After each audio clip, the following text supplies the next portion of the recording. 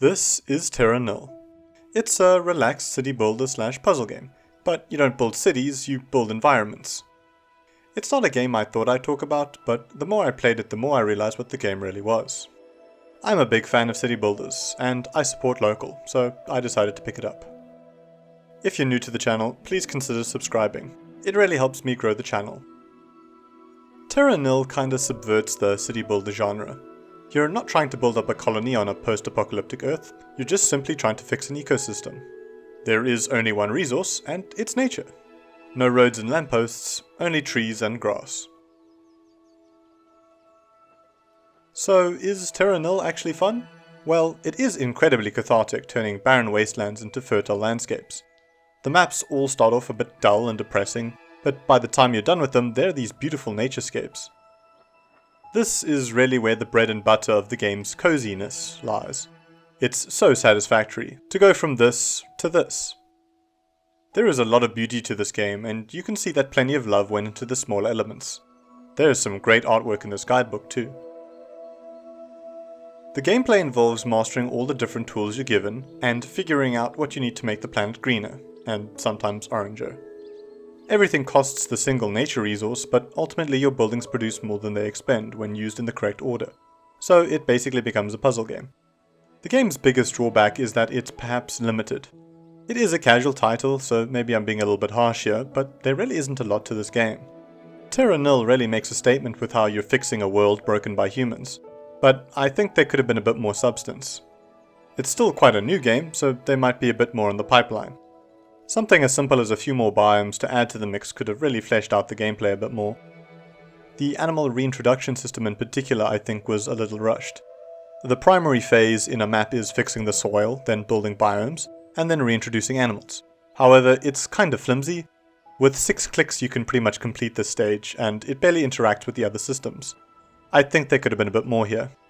There's also only effectively 8 procedurally generated levels, which I think most would complete in a couple of hours. The game touches on managing temperature and humidity, but it could add a whole new layer by having increasing water levels with too much rain, or biome transformation with too high temperatures. A desert biome, a savanna biome, or a strictly ocean biome could have been fun. These almost seem so obvious that they must be in the pipeline. I do have to give credit where credit is due. There's definitely an educational element to Terra Nil.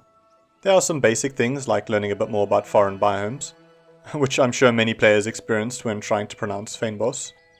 It's also a dead giveaway where the dev team is from, but I digress. I think a lot of people could learn from Terra Nil about understanding diversity in nature.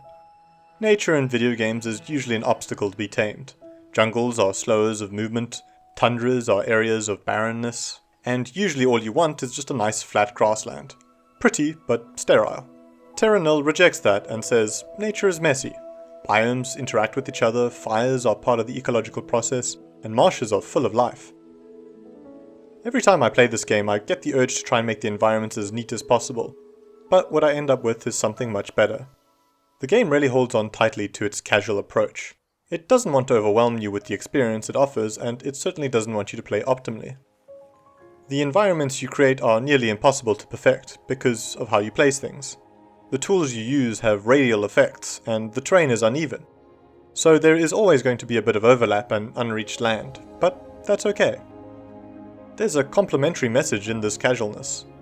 That nature can't be perfect, because nature can't really make mistakes in the first place.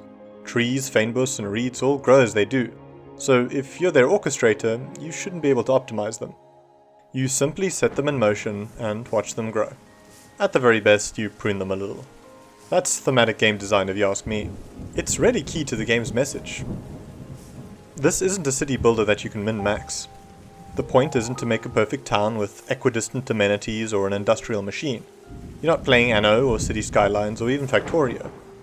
The point of Terra Nil is that you're on the end of the trajectory of that thought. Once we've built to the ends of the earth or played the last turn in a game of civilization, and the earth is a husk. In a way, Terra Nil is the sequel to every other city builder ever. The point of the game is to undo all of that, and in doing so dismantle that line of thinking.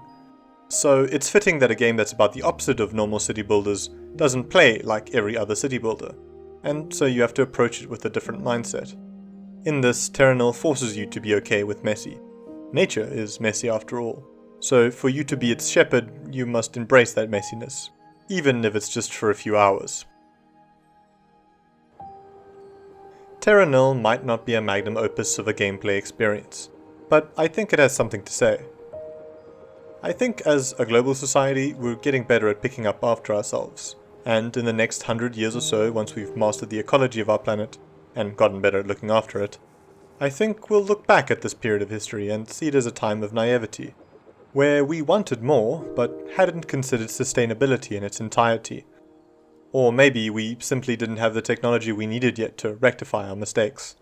We'll look back at media that we created like Terra Nil as little flagposts in our collective consciousness, where we recognized that we were doing something wrong, and we made the right decision to change course. Thanks for watching.